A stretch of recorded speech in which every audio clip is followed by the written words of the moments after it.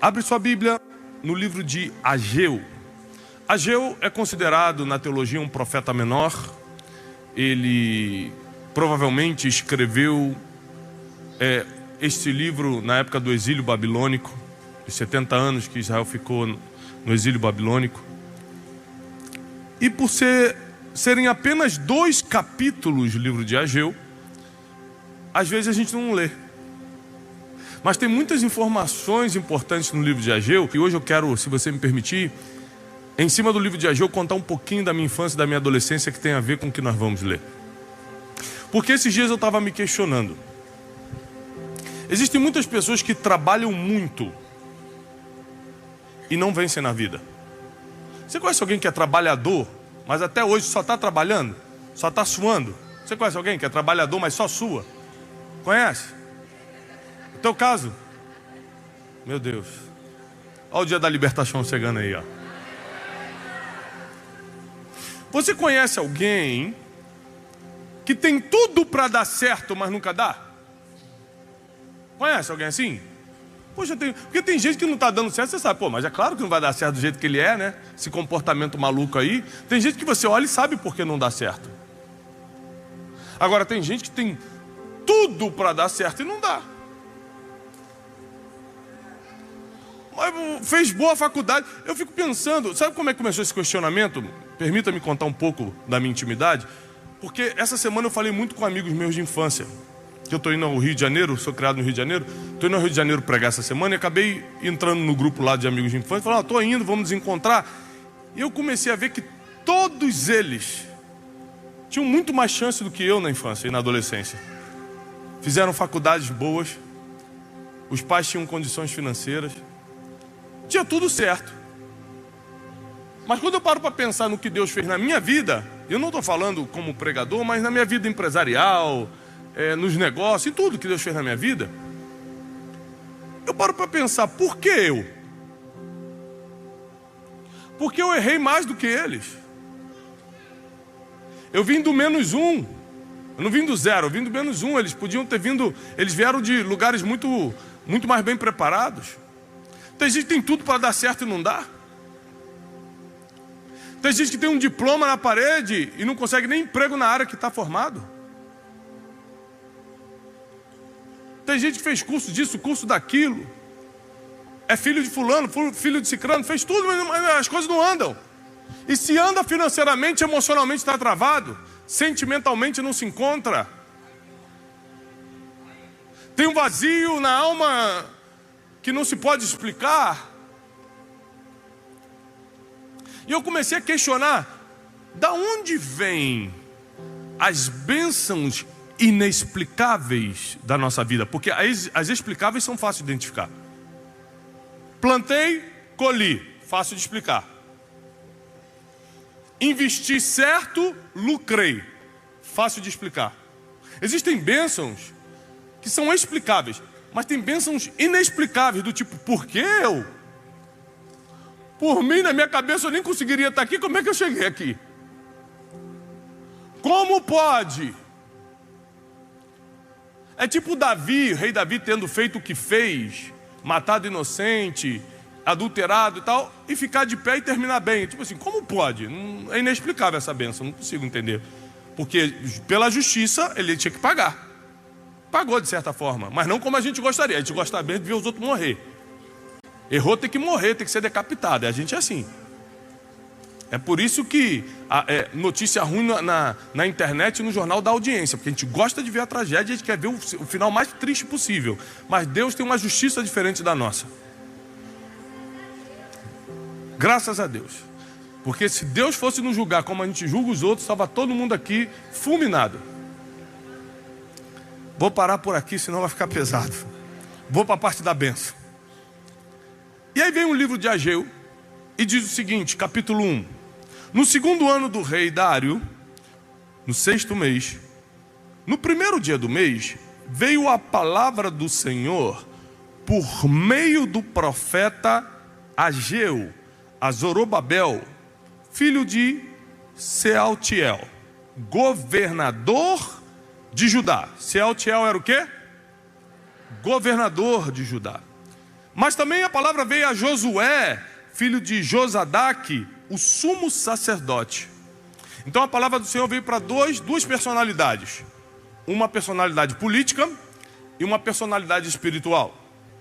A palavra do Senhor veio por meio do profeta Ageu para o governador de Judá e para o sumo sacerdote, quem cuidava das coisas espirituais.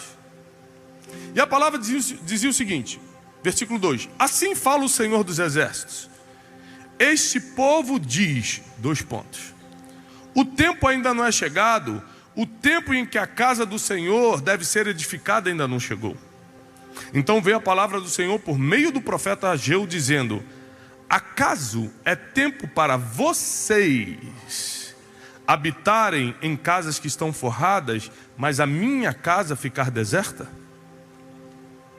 Só fazendo um adendo aqui, o que fez Davi propor no seu coração, porque Deus não pediu isso para Davi, o que fez Davi propor no seu coração edificar a casa em Jerusalém foi, a minha casa é linda, construída com os melhores cedros, tem de tudo, e a casa do Senhor, a arca do Senhor não tem onde ficar, fica em tenda.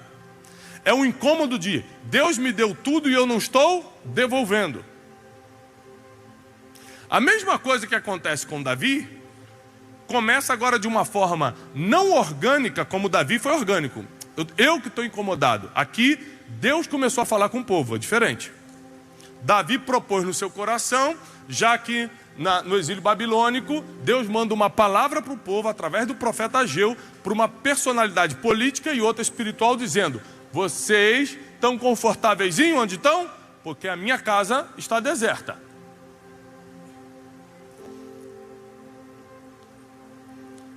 Versículo 5, agora pois diz o Senhor dos exércitos, considerai os vossos caminhos. Sabe o que é considerar os vossos caminhos? É pensar em como você chegou até aqui. Considera tudo que você está fazendo. Pensa, é o que eu comecei a fazer essa semana falando com meus amigos de infância. Deixa eu tentar entender as bênçãos inexplicáveis na minha vida. As explicáveis, o que eu trabalhei e consegui, eu sei, eu tenho ideia. As noites mal dormidas para alcançar certos objetivos, certas metas, eu consigo entender. Mas tem as inexplicáveis. Tem aquela que eu não consigo. Eu não trabalhei para isso, eu nem plantei para isso. E ainda assim, Deus com a sua infinita misericórdia me faz isso comigo. As bênçãos inexplicáveis de Deus. Então a Bíblia diz assim, considerai o vosso caminho. Pensa no toda a tua trajetória, todo o teu caminho até aqui. Você vai descobrir várias coisas que não tem como explicar. Muita coisa você vai conseguir entender. Foi porque eu fiz isso, foi porque eu fiz aquilo, eu plantei isso, colhi aquilo, mas muita coisa não tem explicação. Como é que você não morreu daquela vez? Como é que aquele projeto deu certo se tecnicamente era para dar errado? Como você foi escolhido para esse cargo se tem gente muito melhor do que você? Aí você começa a fazer a conta e vê que existem bênçãos inexplicáveis que estão nos seguindo há um tempo. Considerai os vossos caminhos. Versículo 8, subi ao monte, trazei madeira, edificai a casa, e eu me agradarei nisso, e eu serei glorificado, diz o Senhor. Versículo 9, presta atenção a partir de agora. Vós esperastes o muito, mas o muito veio a ser pouco.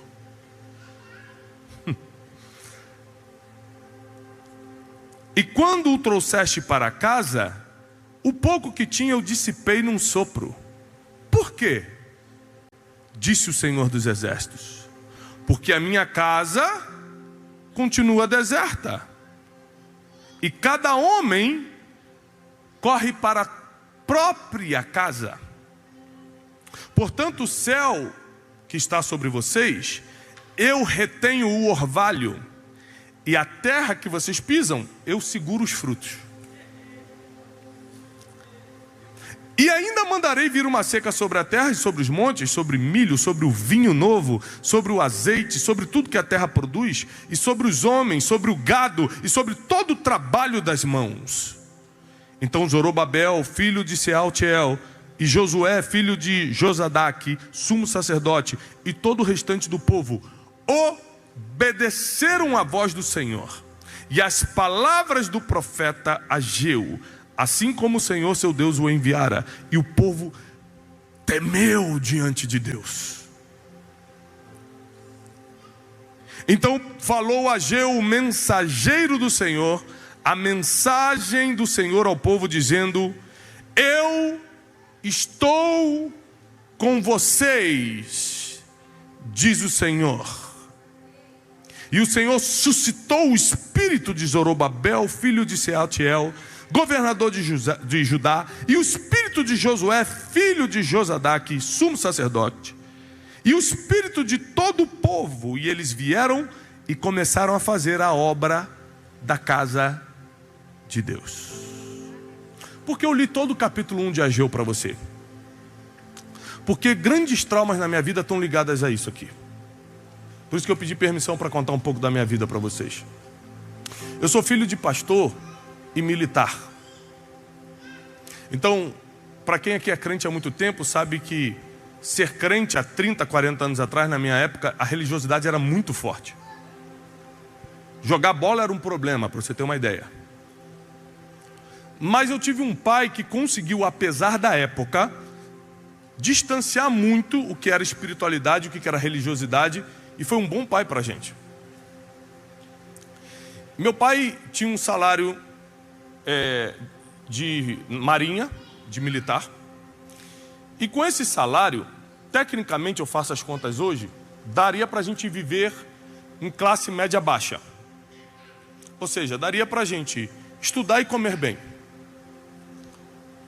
Só que a minha vida toda, infância e adolescência, foi muito difícil, muito privada. E na época eu não sabia fazer essa conta, então eu culpei algumas coisas. Porque eu cansei de ver meu pai, dia 1º, receber o salário dele. Meu pai era pastor de uma igreja de 30 pessoas, 40 pessoas, que nunca foi para frente. A igreja não existe mais. E qual era o meu trauma? O salário caía, ele comprava uma pizza para a gente, e dia 2 já não tinha mais dinheiro. Pagava as contas de casa, pagava as contas da igreja, construía, a gente fez uma obra para construir uma igreja, construía a igreja, e 28 dias de sofrimento, que não tinha dinheiro para nada. O pessoal ia de Nike para a escola, eu ia de quichute. O pessoal ia com um carro mais ou menos, a gente ia com um chevetinho vermelho, que era o que dava. E aí eu comecei a ficar com raiva da igreja. E eu fiz uma promessa para mim mesmo: eu nunca vou ser pastor. Porque meu modelo pastoral era: eu vou ter que trabalhar para ganhar dinheiro, para dar dinheiro para uma igreja que não dá certo. E quando a igreja fechou, eu já era jovem, eu fiquei mais revoltado ainda. Eu falei: o que adiantou meu pai maltratar a gente tantos anos, negar tanta coisa que negou, não podia viajar, não podia comprar tênis, não podia não sei o quê, por causa de igreja, fechou a igreja. Foi um dos maiores traumas da minha vida. Foi difícil para mim.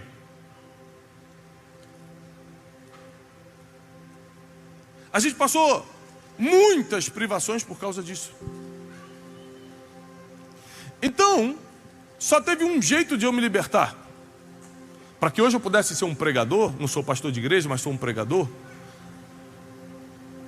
eu tive que passar por um enfrentamento com Deus. Você já passou por um enfrentamento com Deus? É quando você já não está entendendo mais nada, você vai para o quarto e fala: só sai daqui quando Deus falar comigo.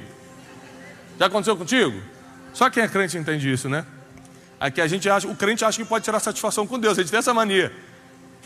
Vou entrar no quarto, se Deus é Deus, fala comigo, como se ele precisasse. É que ele ri dessas coisas e fala assim: eu vou falar contigo, meu filho, porque eu te amo. Não é porque você está cheio de raivinha, não. É porque eu tenho misericórdia de você. Então entrei no meu quarto e fiz um jejum de 3 dias absoluto. Pode parecer pouco, eu te garanto, é muito. É muito. Hoje em dia tem gente que fala assim: eu fiz 152 dias de jejum, graças a Deus, estou renovado no Espírito Santo. Está tendo uns profetas aí que está difícil, né? Eu fiz 3 só. Mas gente, pensa numa dificuldade. No 3º dia eu já estava vendo um anjo, estava vendo, não sabia se era eu desmaiando ou era espiritual mesmo.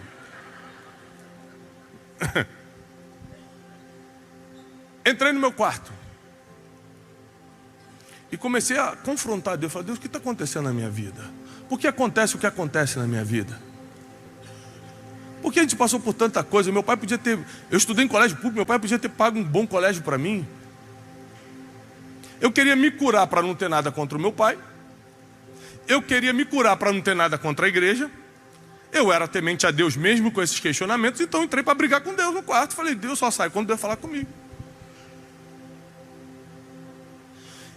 E Deus começou a tratar comigo da seguinte forma: meu filho, antigamente, a minha presença se manifestava onde estava a arca da aliança. Onde estava a arca, a minha presença se manifestava. Hoje, a minha presença está onde a palavra é pregada, porque Jesus é a palavra. Onde a palavra é pregada, a minha presença está. Eu conduzi o coração do seu pai, não para formar um templo físico, mas para manter um lugar onde a palavra era pregada durante um tempo. E eu vou te dar os sinais disso essa semana. Naquela semana, na época era Facebook, começou a me escrever algumas pessoas. Eu estava começando a ter um pouco de seguidor na internet, um monte de gente começou a me seguir. E eu comecei a receber testemunhos de gente da época da igreja, falando, tudo bem, você lembra de mim, Tiago? Eu olhava a foto assim, caramba, lembro, a dona não sei o quê. Então, eu não tenho conseguido falar com seu pai. Naquela época eu estava com câncer, fui curada. Aí escreveu outro falando assim, você lembra de mim, Tiago? Lembro, então, meu filho estava nas drogas, naquela época lá da igrejinha, chamava de igrejinha, meu filho saiu das drogas, hoje ele é pastor, fala pro teu pai que ele é pastor. E eu comecei a receber um testemunho atrás do outro, e aí a ficha foi caindo. Que quando Deus te dá um teto forrado, está escrito isso em Ageu, Ele começa a te incomodar para criar um lugar, para apoiar um lugar, para patrocinar um lugar onde a palavra é pregada. E mesmo que aquele lugar feche, porque é bem capaz desse lugar aqui fechar um dia, ou para ir para um lugar maior, ou por qualquer outro motivo, não é nas paredes que nós investimos, são nas vidas que foram transformadas enquanto a palavra saiu do altar. Porque a gente quando dá oferta e dá dízimo, fica tranquilo que eu não vou tirar a oferta não, que Deus me deu essa palavra hoje. Quando a gente dá oferta e dízimo, a gente pensa assim, será que o pastor vai investir bem? Será que ele realmente vai negociar para comprar uma luz boa ou meu dinheiro vai ser usado de qualquer maneira? Como se isso se importasse para Deus. Deus só está preocupado se as portas estarão abertas para as pessoas continuarem sendo transformadas. A cor da luz já não importa, o tamanho do palco não importa, a marca do piano não importa. O que importa é se a palavra vai continuar sendo pregada. E onde tem investimento para a palavra continuar sendo pregada, bênçãos inexplicáveis começam a perseguir quem faz esse investimento. Aí o que Deus está falando através do profeta Ageu? Vocês estão em casas forradas. O que isso quer dizer? Que Deus não vai pedir nada para quem está precisando. Eu estou numa profunda... Já viu esses testemunhos, gente? Eu não tinha nada, estava numa necessidade profunda. Aí Deus mandou eu vender tudo. Vender tudo o quê? Você não tinha nada, você acabou de falar. O melhor de Deus, aprende isso para sempre. Ele só pede aquilo que Ele já te deu. Ele nunca vai pedir algo que é teu mesmo. Ele só pede algo que Ele já te deu. Ele te prosperou no teu negócio. Ele fez acontecer várias coisas, várias oportunidades. Aí você começa a viver um pouco melhor. Talvez você não reconheça que foi Deus que abriu aquela porta por ignorância ou por qualquer outro motivo, orgulho. Mas sempre é Deus, pelo menos te dando a saúde para fazer, a sabedoria para fazer. E chega uma hora que Ele fala assim, você nunca vai investir para que outras pessoas vivam o que você está vivendo hoje? Quando essa ficha caiu para mim, eu entendi que boa parte do que eu tenho vivido não é pela minha capacidade, não é porque eu plantei para colher, não é porque eu sou bom, não é porque eu sou o escolhido, não é por causa disso ou aquilo, é porque o meu pai decidiu sacrificar algumas coisas naquela época para investir numa portinha, para que 30, 40 pessoas naquele subúrbio do Rio de Janeiro, em frente ao Morro do Juramento, escutassem a palavra e fossem transformados pela glória e pela presença de Deus. Essa bênção, a Bíblia diz, perseguirá você, teus filhos e os filhos dos teus filhos. Quando meu pai chega em casa hoje, meus filhos vão dar benção para ele, vai dar benção para o vô. Não é para a gente manter a tradição da benção não, é porque existe uma benção naquele homem. que preferiu tirar da casa, que já estava forrada, porque sem teto nunca ficamos, sem comida nunca ficamos. Ficamos em aperto, mas nunca faltou o que realmente precisava. Para construir um lugar que não deu certo tecnicamente, ou seja, não cresceu, mas que transformou dezenas, centenas de vidas. E isso está refletindo nas gerações. Então quando eu falo, filho, filha, dá bênção para o vô, é para que meu pai fale para eles, Deus te há, para que a bênção que está nele, que caiu sobre a minha vida, caia sobre a vida dos meus filhos. Essa bênção só persegue quem prefere honrar a casa do Senhor. Quem entende que onde a palavra é pregada tem presença de Deus, tem transformação de vida. Aqui resolve-se problemas que o psiquiatra nunca vai resolver. Se você tem algum distúrbio psiquiátrico, vá no psiquiatra. Não estou falando que não tem que ir, não. Eu estou dizendo que aqui resolve problemas que lá não vai resolver. Aqui resolve problemas que gerente de banco nenhum resolve. Aliás, o gerente nem te atende quando você está em problema. Aqui resolve-se problemas que terapeuta de casal não tem a mínima ideia como fazer. Porque aqui é casa de milagres. Aqui é onde a manifestação do Espírito Santo acontece. Aqui é onde a palavra da verdade é pregada. Então a gente investe em tanta coisa que não tem sentido nenhum, que a gente nem lembra no que gastou, mas na casa onde a presença de Deus se manifesta, a gente não investe.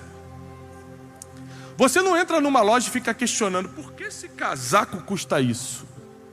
Ainda mais se for de marca que você quer mostrar no Instagram que tem. Aí você compra mesmo. Na casa do Senhor você fica perguntando, por que eu vou dar essa oferta? Faz isso na loja. Faz isso quando você for ver suas próximas férias. Não faz isso na casa do Senhor, não. Porque na casa do Senhor não existe investimento perdido. Na casa do Senhor, cada moeda que cai aqui, cada dinheiro que cai aqui está transformando a vida de alguém. Ou você acha que não custou a gente ficar aqui o dia todo com luz de ar-condicionado aceso?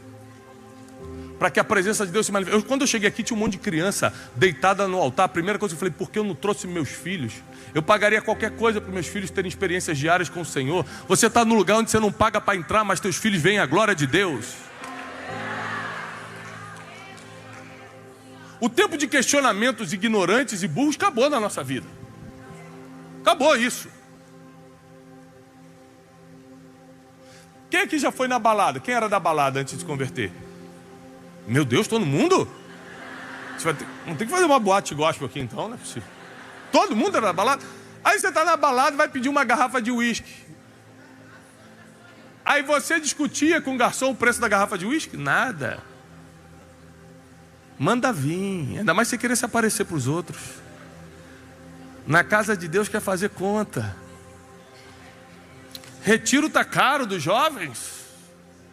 Está caro. Você sabe quantos jovens vão sair da pornografia nesse retiro? Você sabe quantos jovens vão ter encontro com o Espírito Santo e vão obedecer seus pais a partir de hoje nesse retiro? Você não tem ideia do que Deus faz em um lugar como esse? Um lugar onde a palavra de Deus é o centro. Quando Deus te estabeleceu num lugar, a tua próxima preocupação deve ser a casa de Deus. Você pode ver que Deus nunca pediu para que investisse na casa dele quando você não tinha casa. Davi tinha casa e falou, eu estou aqui e Deus está sem casa. Ageu fala para o povo, vocês estão em casas boas e a casa de Deus está abandonada? Não, tem alguma coisa errada. Eu não quero o que você não tem, eu quero o que eu já te dei. Eu não quero que você me dê, eu quero que você me devolva. Não tem nada em você para você dar para Deus, essa é a verdade. Agora, eu quero que você me devolva, porque eu te dei de uma forma que você não merecia. Não foi só para curtir a vida, curta a vida, é melhor do que não curtir. Mas foi para que você chegue no máximo de pessoas através daquilo que você faz. Uns meses atrás, eu estava conversando com um homem muito influente no Brasil, dono de um banco aqui. E ele falou para mim assim, Brunet, ele não é cristão, nunca foi numa igreja, Mas ele estava no incômodo, mandou me chamar. E ele falou, estou pensando em doar parte da minha fortuna. Quem está precisando já dá glória, né? Rapaz, o pobre fica feliz quando o rico fala que vai doar fortuna.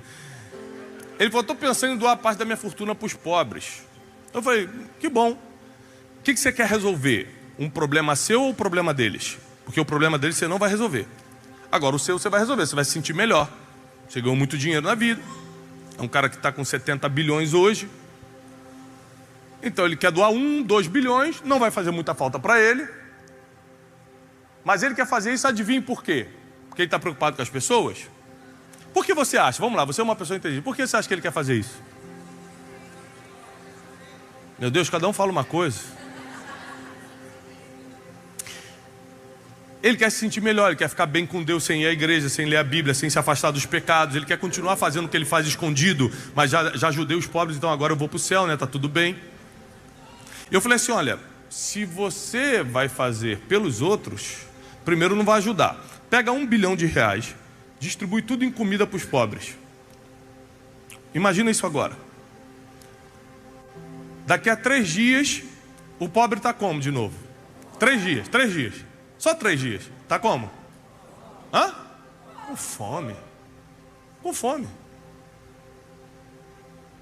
Agora pega R$1 bilhão e investe na pregação da palavra.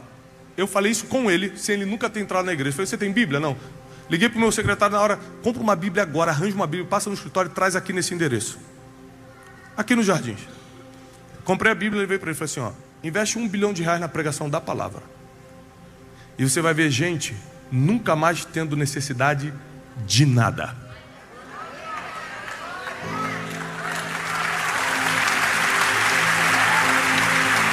Tiago, quer dizer que a gente não tem que ajudar os pobres? Claro que tem, está na palavra.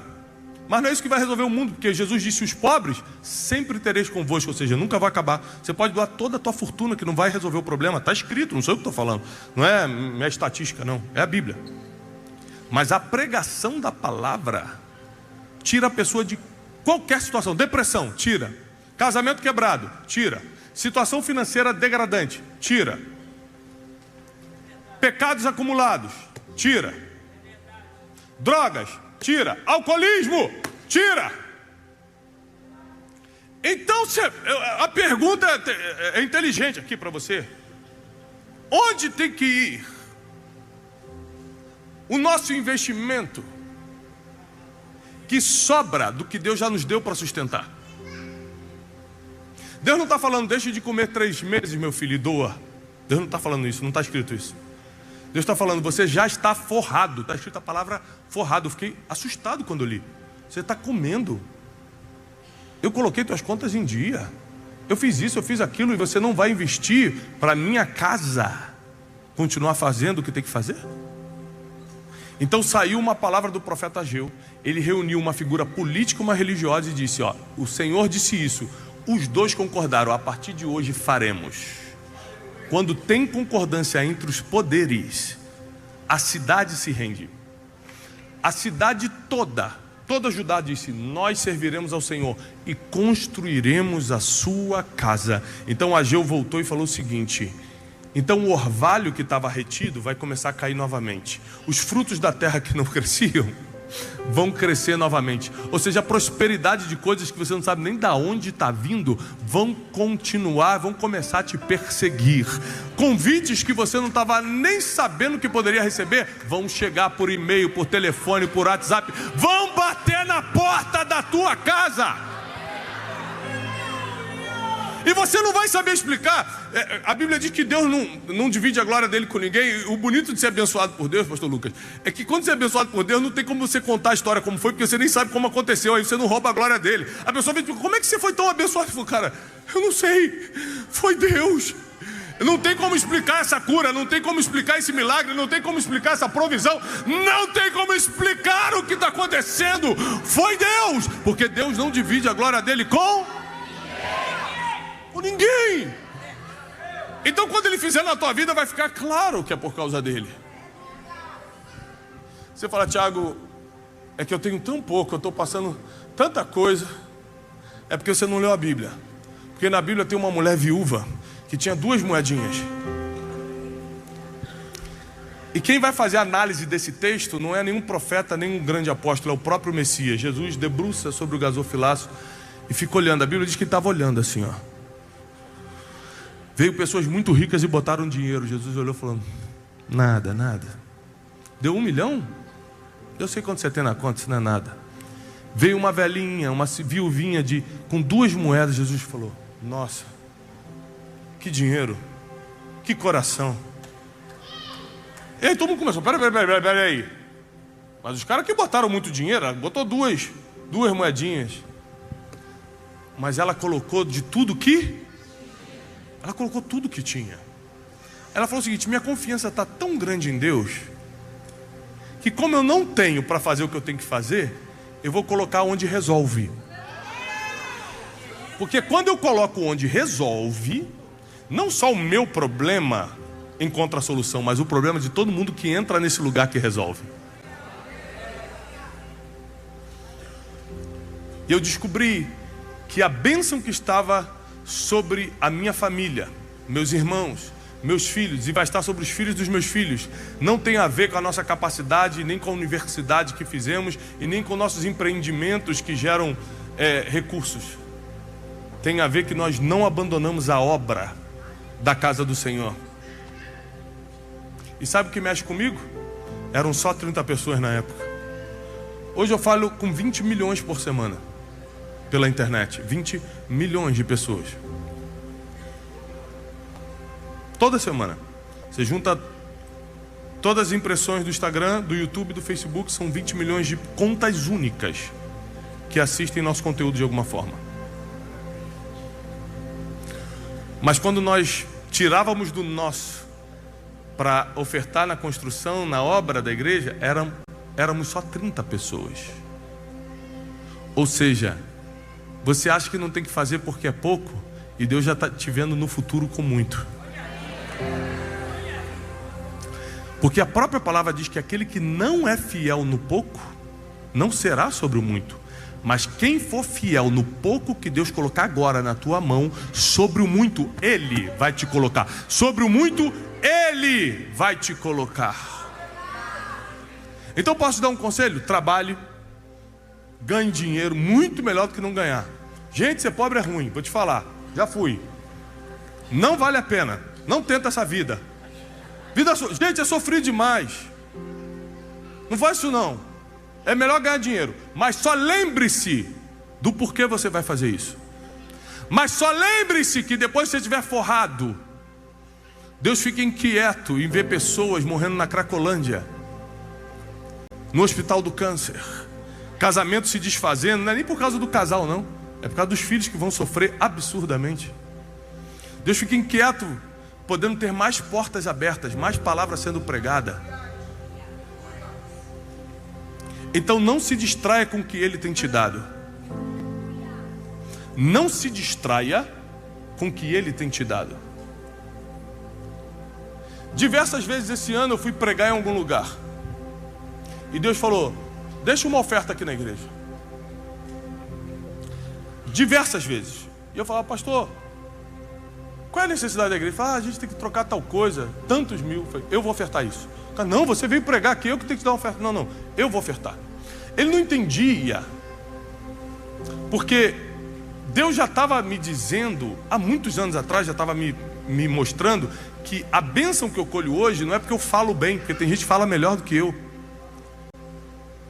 É porque nós sacrificamos parte da infância e da adolescência para construir para Deus. E Deus vai honrar isso até o final da minha vida e pelas minhas gerações. Só que eu preciso continuar fazendo. Porque toda colheita tem ciclo.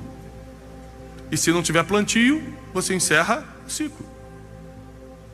O convite dessa noite, dessa tarde, é para que você, a partir de hoje, reveja seus caminhos, como diz o profeta Ageu.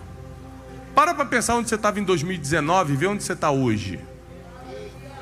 Vê o que Deus fez na sua vida só nos últimos 3, 4 anos.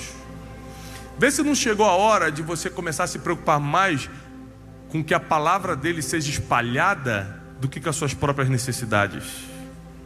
Vê se não está na hora de você parar de fazer conta na casa de Deus. Faz conta mais nas suas coisas.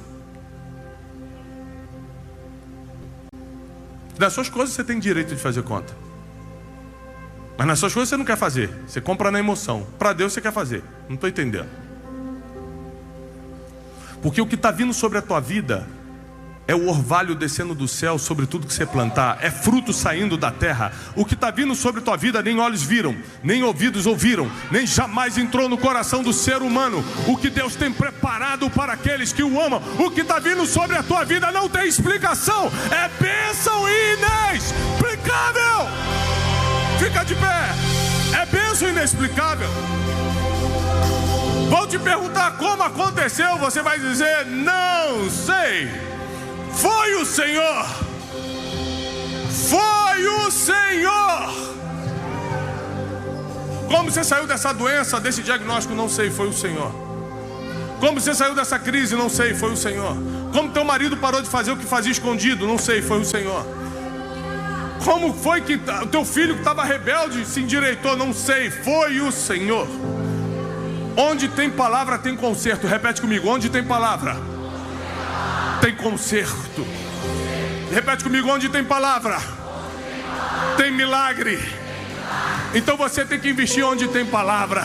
Para de investir em que não dá retorno. Para de investir o que só retorna na terra. Investe o que retorna no céu também. Investe o que retorna na eternidade. Eu declaro a paz e a prosperidade do céu sobre a tua vida, em nome de Jesus Cristo. Aplauda o Senhor.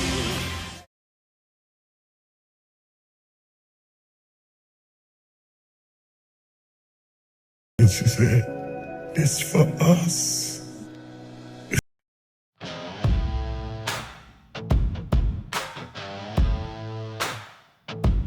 Oh yeah.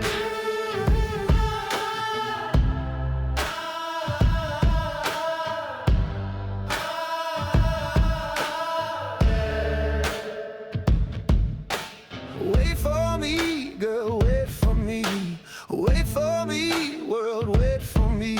I'm chasing dreams, can't you see? I'm just a man, but I'm running free. Gonna keep running till the stars come down. I'll chase that moon till the morning's found. Wait for me, butterfly, wait for me. I'm just trying to set you free. I'm only human, just let me be, let me be. Gonna keep running till the stars come down.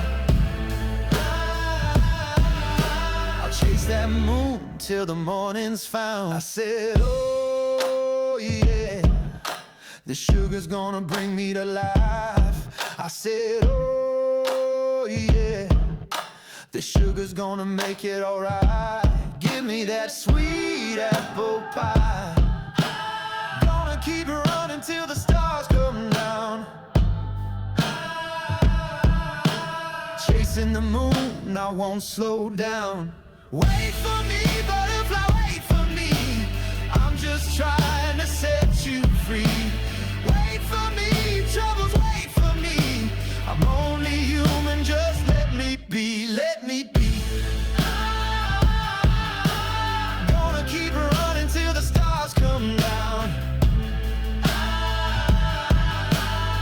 That moon till the morning's found.